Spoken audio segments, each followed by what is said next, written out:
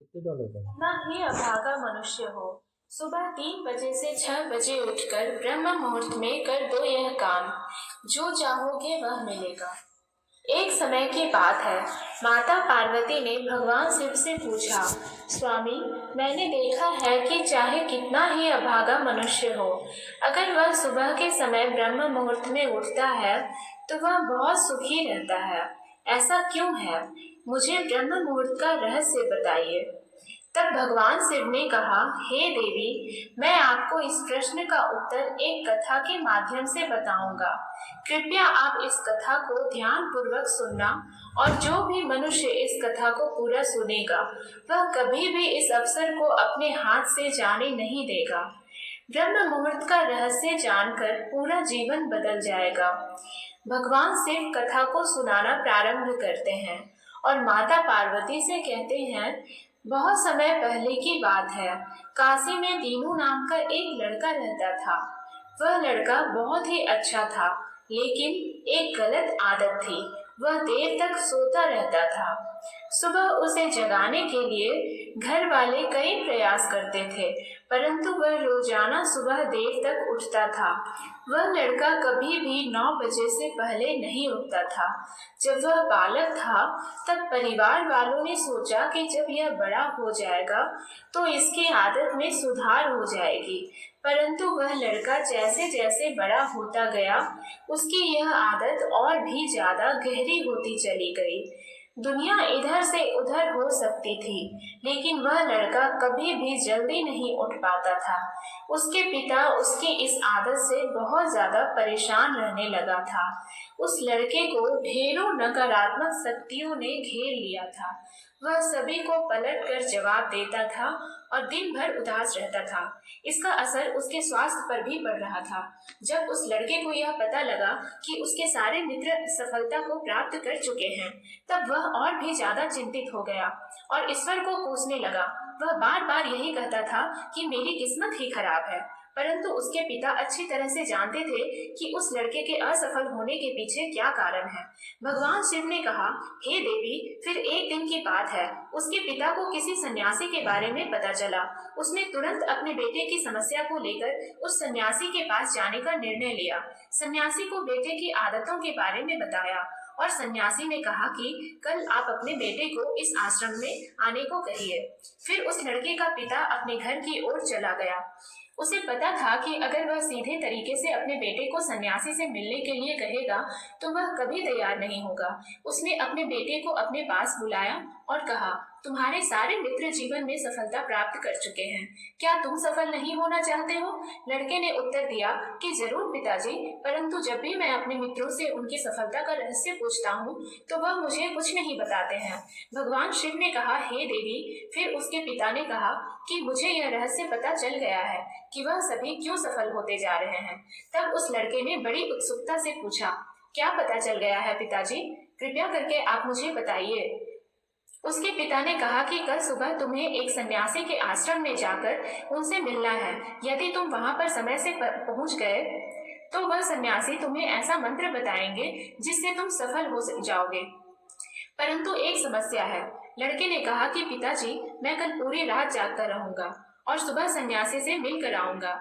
उसके पिता ने कहा कि ठीक है, तुम वहां जाकर उस सन्यासी की आज्ञा को मानना। पिता की बात सुनकर वह लड़का बहुत अधिक खुश हुआ। जीवन में पहली बार रात्रि में वह जागता रहा, परंतु थोड़े ही समय में उसे नींद आ गई और वह सो गया। फिर अगली सुबह जब वह उठा तो उसे पता चला कि सन्यासी से मिलने का समय समाप्त हो चुका था। उसके पिता ने लड़के की तरफ देखा और कहा कि तुम जीवन में कभी सफल नहीं हो पाओगे, जाओ और जाकर सो जाओ। पिता की यह बात सुनकर उस लड़के को बहुत दुख हुआ। उसने मन ही मन स्वयं को चुनौती दी कि कल सुबह वह सन्यासी से मिलने अवश्य जाएगा। उसने अपने पैर में एक छोटा सा घाव बना लिया, जिससे दर्द के कारण उसे रात भर नींद नहीं आई। भगवान शिव ने कहा, हे देवी, यह ऐसा पहला अवसर था जब उसने अपने जीवन में पहली बार सूर्योदय देखा था। वह तुरंत ही तैयार होकर सन्यासी से मिलने के लिए चला गया। आज उसका अनुभव कुछ अलग ही था। वह बेहद शांत महसूस कर रहा था। चलते चलते वह लड़का जैसे ही सन्यासी के आश्रम में पहुंचा तो वहां पर उसने देखा कि सन्यासी और उसके सभी शिष्य ध्यान लगाकर बैठे हुए थे।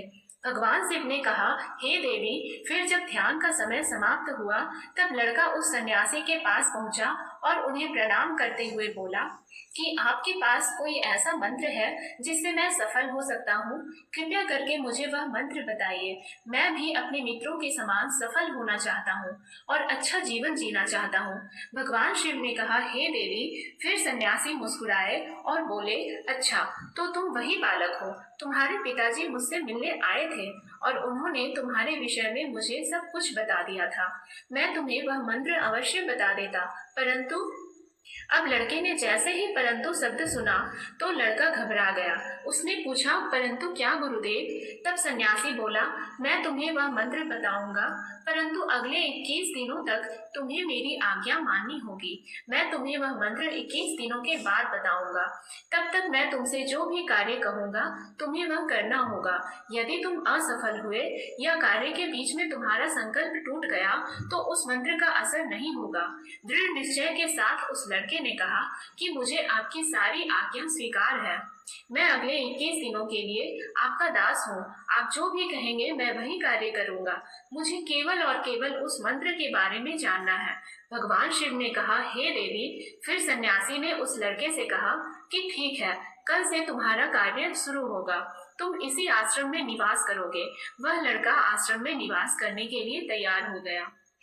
सन्यासी ने कहा कि यहाँ रहते हुए तुम्हें ब्रह्म मुहूर्त में उठना होगा और दूसरे शिष्यों की तरह ध्यान और तप करना होगा। साथ ही आश्रम के कार्यों में भी सहायता करनी होगी।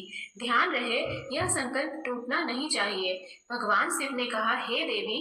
अब लड़का सन्यासी की बात से सहमत हो गया और अगले दिन से उसके कार्य के दिन की शुरुआत थी। इस बार उसने दृढ़ निश्चय किया, परंतु 1 सप्ताह बीतने के पश्चात ही उसका संकल्प टूट गया और वह 8वें दिन देर तक सोता रहा। जब वह नींद से जागा तो उसने कहा कि मुझसे कितनी बड़ी भूल हो गई है। वह रोते हुए सन्यासी के पास पहुंचा और कहने लगा कि हे गुरुदेव, मेरा संकल्प टूट गया। अब मैं जीवन में कभी सफल नहीं हो पाऊंगा। सन्यासी ने उसे समझाते हुए कहा कि एक बार फिर से शुरुआत करो, फिर से संकल्प करो। फिर लड़के ने सन्यासी से पूछा कि सुबह उठना इतना आवश्यक क्यों होता है और यहाँ पर सभी लोग इतनी जल्दी क्यों उठ जाते हैं? भगवान शिव ने कहा, हे देवी। तब सन्यासी ने लड़के को समझाते हुए कहा कि सुबह यानी ब्रह्म मुहूर्त में उठने के पीछे बहुत बड़ा विज्ञान छुपा हुआ है। लड़के ने कहा कि कृपया मुझे वह विज्ञान बताने की कृपा करें। सन्यासी ने कहा कि रात्रि को 4 पहर में बांटा गया है। पहला रुद्र काल, जिसका समय शाम 6 बजे से लेकर 9 बजे तक होता है।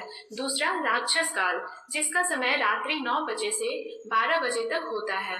तीसरा गंधर्व काल, जिसका समय रात्रि 12 बजे से 3 तक होता है। और सबसे अंत में जो पहर आता है उसे मनोहर काल कहते हैं। इस समय को ब्रह्म मुहूर्त या अमृत वेला के नाम से भी जाना जाता है। इसका समय भोर 3 बजे से सुबह 6 बजे तक होता है। यह वह समय होता है जब पूरे संसार की नकारात्मक शक्तियां निष्क्रिय अवस्था में होती है और सकारात्मक शक्तियां सक्रिय होती है। ब्रह्म मुहूर्त अर्थात देव मुहूर्त। ब्रह्म मुहूर्त का अर्थ देवताओं का समय होता है। भगवान शिव ने कहा, हे देवी। वह सन्यासी आगे कहता है, इस समय देवता धरती पर विचरण कर रहे होते हैं और जागृत मनुष्य पर उनका बड़ा ही सकारात्मक प्रभाव पड़ता है। ब्रह्म मुहूर्त ऐसा समय होता है जिसमें मनुष्य का मस्तिष्क बिल्कुल खाली होता है, जिसमें किसी प्रकार के कोई विचार नहीं होते हैं। और जब इस समय व्यक्ति अपनी पुस्तक खोलकर पाठ का अध्ययन करते हैं तो उन्हें सब कुछ जल्दी जल्दी याद भी होता है और यह लंबे समय तक याद रहता है। यह ऐसा समय है जिसमें हम ज्ञान को समझने का प्रयास करते हैं।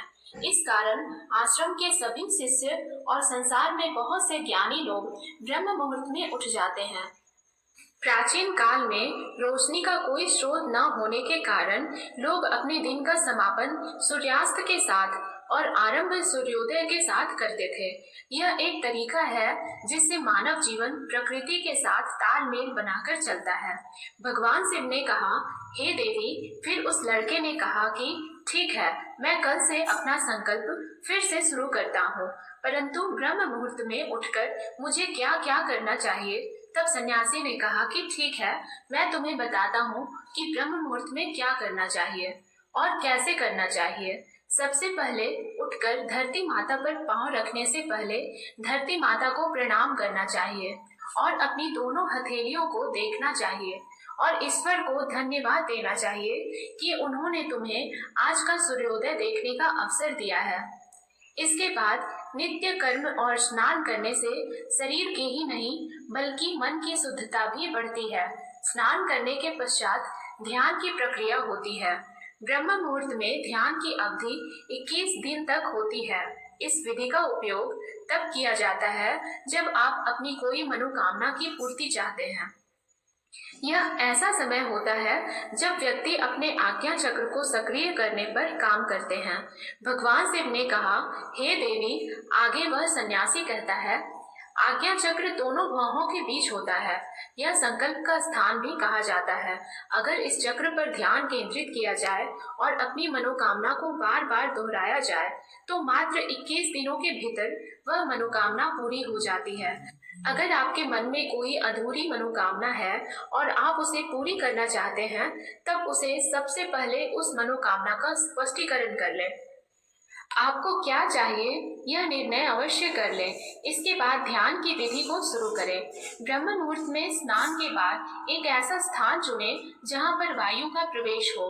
ध्यान में शुद्ध प्राण वायु का होना आवश्यक होता है। ध्यान की मुद्रा में रीढ़ की हड्डी सीधी होनी चाहिए, साथ ही गर्दन भी सीधी होनी चाहिए। सुखासन की अवस्था में दोनों हाथों को घुटनों पर रखकर आंखें बंद करके बैठ जाएं। हाथों की मुट्ठी को बंद कर लें और 2-3 मिनट तक बिल्कुल शांत हो जाएं।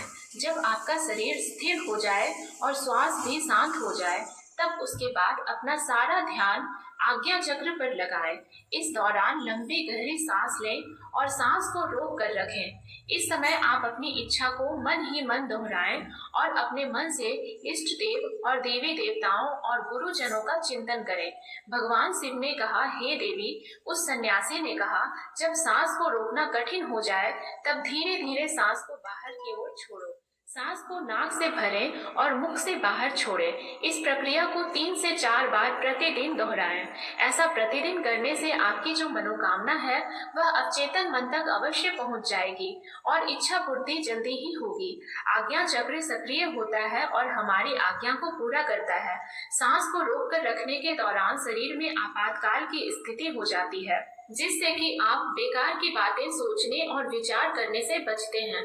ब्रह्म मुहूर्त के समय ईश्वर की विशेष कृपा होती है और कोई भी व्यक्ति अपनी मनोकामना को इस समय दोहराता है तो उसकी इच्छा जल्द से जल्द पूरी होती है। भगवान शिव ने कहा, हे देवी, इस प्रकार सन्यासी ने उस लड़के को ब्रह्म मुहूर्त का महत्व बताया। अगले 21 दिनों तक उस लड़के ने बड़े ही मन के साथ इस प्रक्रिया को अपनाया। अब वह बहुत ही ज्यादा अनुशासित और शांत स्वभाव का बन चुका था। उस लड़के ने जैसे ही अपना संकल्प पूरा कर लिया, उसके बाद वह लड़का बड़े ही प्रसन्न भाव से सन्यासी के पास पहुंचा और कहने लगा, हे गुरुदेव, मैंने 21 दिनों का संकल्प पूरा कर लिया है। अब कृपया मुझे सफल होने का मंत्र बताइए। तब उस सन्यासी ने मुस्कुराते हुए कहा कि पिछले 21 दिनों से जो अभ्यास तुम करते आए हो वही तुम्हारी सफलता का मंत्र है। जो व्यक्ति ब्रह्म मुहूर्त में उठकर ध्यान प्रक्रिया को सही से करते हैं वह जीवन में कभी असफल नहीं हो सकते। तुम्हें ब्रह्म मुहूर्त का रहस्य पता चल चुका है। अब तुम इसे जीवन पर्यंत करो। तुम्हें जीवन के लक्ष्य और सफलता दोनों प्राप्त होंगे। उस लड़के ने सन्यासी को धन्यवाद दिया और ब्रह्म मुहूर्त के नियमों का पालन जीवन पर्यंत तक करने का वादा भी किया। भगवान शिव ने कहा, हे देवी, अब तो आपको पता चल गया होगा कि ब्रह्म मुहूर्त में क्या होता है। तब माता पार्वती ने कहा, हे स्वामी, अब मुझे ब्रह्म मुहूर्त का संपूर्ण ज्ञान हो गया है। इतना कहकर माता पार्वती ने भगवान शिव को प्रणाम किया। वीडियो अगर पसंद आया हो तो वीडियो को लाइक और हमारे चैनल को सब्सक्राइब करें और अपने दोस्तों के साथ शेयर करें। धन्यवाद।